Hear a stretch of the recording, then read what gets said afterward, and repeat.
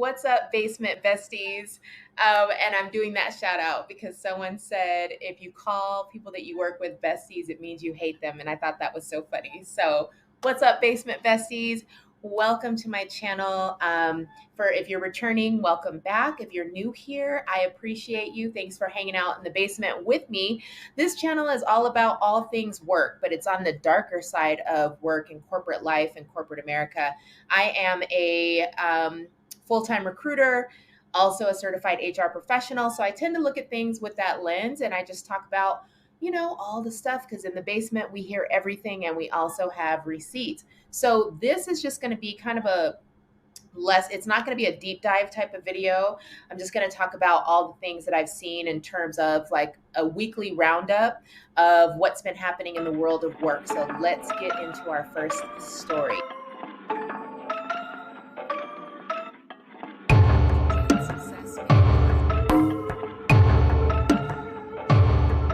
All right, so this first story, I have to say it really cracked me up because it's just employee pettiness at its peak. So I think I should have it behind me right now. But basically, Mark Zuckerberg, who is the CEO and founder of Meta, previously Facebook.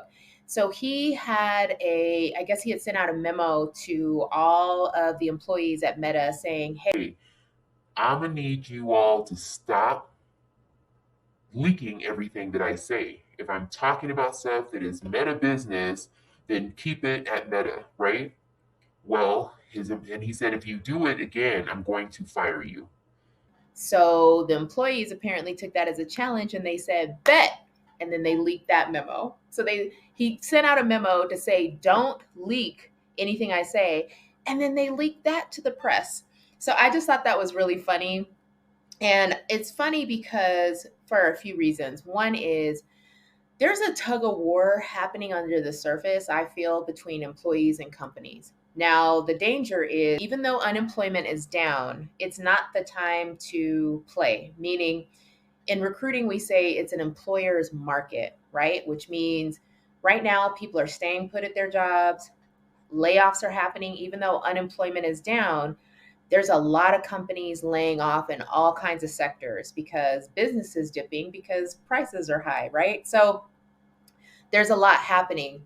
And still employees are still fighting back. So like them leaking this memo, I feel like, it could be that they're kind of tired of what's happening there. I'm not really sure what kind of corporate culture Meta has, but Zuckerberg got some heat for talking about bringing back masculine energy. And I'm not exactly sure what he meant by that. I don't know what he meant by that. But if he's talking about like corporate needs to be more aggressive, if that's where he was going, I found that interesting just because in all my years of working in corporate, I've never known corporate to not be aggressive. I've never seen a softer side of corporate, really. Corporate is always aggressive. The aggressive personalities tend to prosper, as you can see from like some of the stories that I report on. I'm not saying all companies are that way, but I just don't know what he was talking about. So anyway, but yeah, so that story was funny because employees are finding ways to fight back. They're finding ways to kind of have the one up, and especially because there's a lot of engineers that work at Meta, so they can make some real things shake if they wanted to. So I just found it funny that he said, "Don't leak it," and they were like, "Bet." Leaking it, and they sent it out to the press. And so I don't think that's going to stop anytime soon, even if he gets rid of people, because I think people are at a state where they're tired of paying high prices, they're tired of being scared of layoffs, they're tired. And I don't know when it will be an employees market again, so we'll have to wait and see on that. But I just thought that this story was kind of funny for the petty aspect of it all. Okay, so on to our next story. Okay, this next story behind me, this one is actually concerning. So I'll explain what happened to the best of my abilities. I know that y'all in the basement will also check my math if I miss something, which I appreciate. But basically, this woman, Gwen Wilcox, and I'm looking at my notes here. Gwen Wilcox was removed from the National Labor Relations Board by Trump. She's now suing President Trump. So I know that some of you will be like, yeah, no DEI, which has nothing to do with that. But here's why I'm concerned. So this is the first time, I think, in a long time where somebody was fired from the National Labor Relations Board. And the National Labor Relations Board is the stuff that I've been talking to you guys about in a few of the videos, which protects workers' rights, right? So if this administration is successful, I'm a little nervous as a talent acquisition professional, and having been in talent acquisition for years, I'm like, ooh, it starts with DEI, and then slowly, they start rolling back some of workers' rights. And that includes unions and things like that. So, what's happening with this is I'm looking at the story. So, President Trump's firing of a member at the National Labor Relations Board leaves the federal agency unable to perform its duties, which is protecting the rights of U.S. workers and monitoring union elections, according to labor experts. So the agency is now down to 2 members, and that's one below the minimum required to fully function, labor attorney said. Even as one of the company's largest companies, Amazon, pressed the National Labor Relations Board to void the results of a recent union election. Again, I said earlier, it's not a workers market right now. It's not an employees market. It's an employers market. And I think a lot of the things that this administration is doing is going to benefit companies, but it's not going to benefit you and I. It's not necessarily going to benefit the common worker. I'm going to go ahead and play this video so you can see Gwen talk about this and see where she stands. But she says that she handled cases where people were fired and retaliated against. And I just want everybody to think about this. This seems like for some people, they're like, yeah, get rid of all that stuff. But this starts to infringe on our rights as workers. The National Labor Relations Board protects you and I. Congress set up the agency back in 1935 to mediate disputes and protect workers' rights. Let industry and labor walk together. Okay. And the billionaires that run these companies don't necessarily care about you and I. So rolling back the National Labor Relations Board or freezing what they can do, that benefits them, doesn't benefit us. I'm going to roll this video, and then, would love to hear your thoughts on that. Has been challenged in court, where federal judges are now being asked to decide if what the administration is doing is legal. Among those suing the president, Gwen Wilcox. She is the former chair of the nation's top labor watchdog, that's the National Labor Relations Board, and she was fired by Trump last week. The White House did not immediately comment on this Wilcox lawsuit. It's the first time, though, a board member has been removed from that agency in its nearly 90-year history. In this exclusive interview, Wilcox tells our Jerika Duncan her case could have major consequences for workers' rights nationwide. Letting you know you had been fired, I was just stunned. Wilcox served on the National Labor Relations Board, the first Black woman appointed to the nation's top labor watchdog. I handled cases where workers were fired and retaliated against for their conduct, but I never imagined that I would be the person being fired for doing my job. Among the board's recent findings, ho, ho!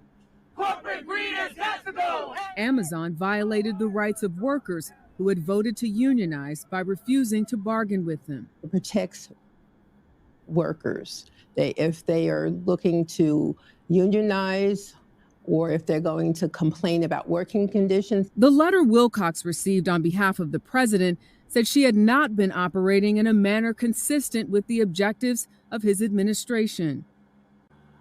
Okay, so that is a lot to unpack here. Gwendolyn is suing because she does believe that she was removed unlawfully.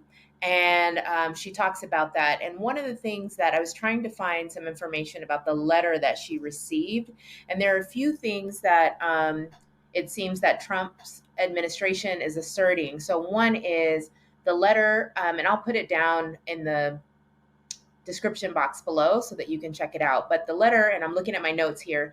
So the letter argues that Wilcox has restricted employers' ability to speak out about unionization. So it sounds like he is saying that the National Labor Relations Board and Gwendolyn, being in charge of it, has restricted the free speech of companies to be able to speak out. So, violating their First Amendment rights. It also suggests that their rulings have titled in favor of unions at the expense of employer communications. So, that's another allegation that he has. So, it seems, again, this is an interesting climate that we're living in, because this administration, based on what they're saying, is very pro company. It does not appear that they are pro worker, right, and pro workers' rights. So it is a little concerning. There is also an accusation of overreach, so that's interesting. This letter claims that the National Labor Relations Board members have issued rulings that go beyond the scope of the National Labor Relations Act. So that means that they have interpreted the law in a way that expands worker protections beyond what is intended. I'll repeat that. This means, if I'm interpreting it right, and if I have any lawyers in the building or in the basement with me, please let me know if I'm interpreting this right. But it seems that based on what I'm looking at, the letter does claim or seems to think that the National Labor Relations Board has broadened their scope, and it expands worker protections beyond what is intended. So the accusation is that, hey, you're expanding workers' protections way further out than you should be. And that, I don't know, that makes me, that gives me a little cause for alarm. That gives me reason for concern, right? If that's what they are being accused of. And I'm talking about reason for concern for us as workers. It seems like this administration is very pro-business, and they're concerned about the National Labor Relations Board favoring unions and unionization too aggressively. And so that's the side of this administration. And I'm really curious about what you all think. Are you afraid that the National Labor Relations Board, that the head of it has been ousted? Or do you feel that, like, hey, who cares about workers' rights? We have enough rights. Like, do you think that there should be more protections in favor of companies, or do you think there should be more protections in favor of workers? I'm really curious to see what y'all think, and you always have something interesting to say in the comments, so I'm really looking forward to hearing what you have to say, hearing about this story. But again, from my personal opinion, I do think it's concerning. So let me know what you think, and we're going to move on to our next story. Okay, this next story is full of controversy. I told you there's a tug of war between employees and employers. And Jamie from JP Morgan, had a lot to say about working at home versus working in the office. So let's hear what he has to say about all of that. Not paying attention, not reading your stuff, and if you don't think that slows down efficiency, creativity, creates rudeness, and stuff, it does, okay? And when I found out that people are doing that, you don't do that in my meetings. You go to meet with me, you got my attention, you got my focus. I don't bring my phone. I'm not sending texts to people, okay? It simply doesn't work. And it doesn't work for creativity. It slows down decision-making. And don't give me the work from home Friday works. I call a lot of people on Friday. They're not a person to get a hold of. All right. Okay, so you all heard Jamie and his perspective on remote work. And as you can tell, he was not holding back. So more context to this story, from what I understand, this was actually recorded at a town hall. So that's why if you listen to the whole recording, you can hear people laughing in the background. So he's having a town hall with his employees. And it actually, I think, speaks to the culture. I need to do a little digging. I don't know if anyone of you works for JP Morgan, but it sounds like the type of culture where people can actually speak up and speak out about what they are thinking and feeling, because an employee stood up and said, hey, we've been having amazing profits, record-breaking profits, and you're asking us to go back to the office. Is this basically, I guess, is this something that you would be willing to reconsider? And that was his answer. So he's standing 10 toes down on not having people return to the office. And there again, I told you at the top of this video, there's a real tug of war between employees and companies right now, because I think in 2020 so much changed, and one of the things that changed was being able to work from home, being able to not have to waste time in a traffic and commuting and all of those things. But here's the issue for employers. I think this is the issue for companies. JP Morgan, I think, has a lot of offices worldwide. And if you think about other companies, like I used to work for Google as an example. So Google had like a sprawling campus or sprawling campuses. They had restaurants on campus. There were gyms on campus. There was places to even do your laundry on campus. Like there was a laundry mat that was free to employees, right? So if you think about the amount of money that a company like Google has invested in their campuses, now that we're out of 2020 and people can go back into work, or they can go back into public spaces, then I think companies, especially companies like that, are thinking like, whether you're here or not, we still have to pay for all of this stuff. Like they still have to pay the light bill. There's all these things that are still costing them money for the upkeep. And I don't see companies wanting to scale down their offices, right? Which would obviously also save a lot of money if they scaled down their offices, had a few satellite offices, but I don't see companies wanting to do that anytime soon. The other thing, does it reduce productivity and creativity? Do you have to be face to face? I've heard both sides of the argument. So one side is on the employer side, right? They feel like collaboration gets done better when you're in the office and you're able to meet. You're able to have that energy, that buzz to be able to get things done, and it's easier to collaborate that way.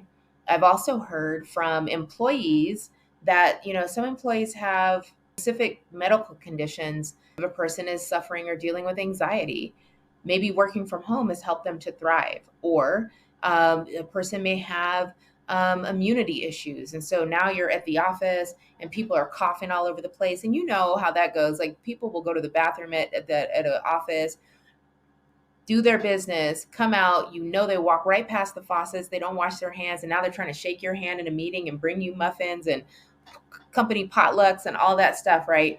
There's also the mental strain that it takes to sometimes be in the office, just because depending on the office environment, there might be little cliques, there might be all kinds of things that make people feel uncomfortable at the office. And so when you work from home, there may still be some of those anxieties and stressors, but there's opportunities to get up and walk away from your computer. So I want to know what you think. What do you think about the rant? What do you think about what he said? Do you agree that people should be coming into the office maybe 5 days a week? Okay, so JP Morgan did ask his staff to come into the office 5 days a week. Now, on the other side of things, there are arguments that like, you all were coming in 5 days a week before. And I think employees are like, but we didn't like it then. So again, there's a tug of war. There is a big tug of war that is happening. I know for a fact that at least on LinkedIn, and I forget the percentage. So somebody in the chat, check my math, but I think like 2021, there were a higher percentage of remote work jobs, right? And now I think it's like there are probably 75% of employees that are looking for remote work. So that's what they're indicating on their LinkedIn profiles. And I think that the amount of remote opportunities has fallen to at or below 30%. So you could see there's a huge delta between what employees want and what employers want. And I'm curious to find out what you think. Do you think that people are more productive when they work from home? Do you think that there's an issue? I know that I've seen several sides of the story. I know that there are people who go into the office and they're still not productive because people are stopping by their desk. They're getting up to grab snacks all the time. They're in the corner gossiping. They're online shopping at the office. And I've also seen for certain jobs where people, if they don't have somebody over their shoulder, sometimes, they may be a little bit more rude on that phone because nobody's checking, right? So it really depends. I think that there are people that are self-starters no matter if they're in the office or not. And I think it just really depends on the person. So I would love to hear from you and let me know what you think. That was a serious rant. It seems like he has the type of relationship, though, with his employees where they can feel comfortable asking him those questions. I hope that that person didn't get into trouble for asking that, because his was response was strong, and maybe he was tired of people asking that question, because I'm sure it wasn't the first time, especially since they sent out the memo saying you all need to come back into the office 5 days a week. So that probably wasn't the first time he got that question, and so he wanted to make it very clear where he stood. And now I want to know where you stand. So let me know in the comments below. Do you work from home? Do you go into the office? What do you prefer? What do you think about what he said?